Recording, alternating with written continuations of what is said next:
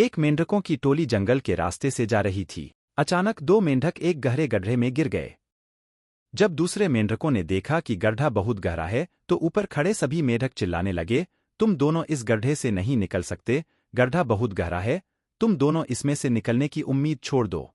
उन दोनों मेंढकों ने शायद ऊपर खड़े मेंढकों की बात नहीं सुनी और गड्ढे से निकलने के लिए लगातार वो उछलते रहे। बाहर खड़े मेंढक लगातार कहते रहे, तुम दोनों बेकार में मेहनत कर रहे हो, तुम्हें हार मान लेनी चाहिए, तुम नहीं निकल सकते।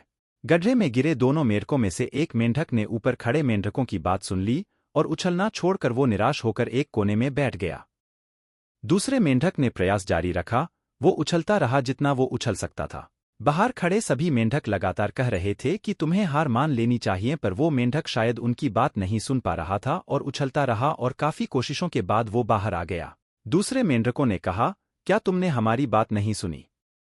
उस मेंढक ने इशारा करके बताया कि वो उनकी बात नहीं सुन सकता क्योंकि वो बहरा है, इसलिए वो किसी की भी बात नहीं सुन पाया। वो तो यह सोच रहा था कि सभी उसका उत्साह बढ़ा रहे हैं। जब भी हम बोलते हैं, उनका प्रभाव लोगों पर पड़ता है, इसलिए हमेशा सकारात्मक बोलें। दो लोग चाहें जो भी कहें, आप अपने आप पर पूरा विश्वास रखें और सकारात्मक सोचें।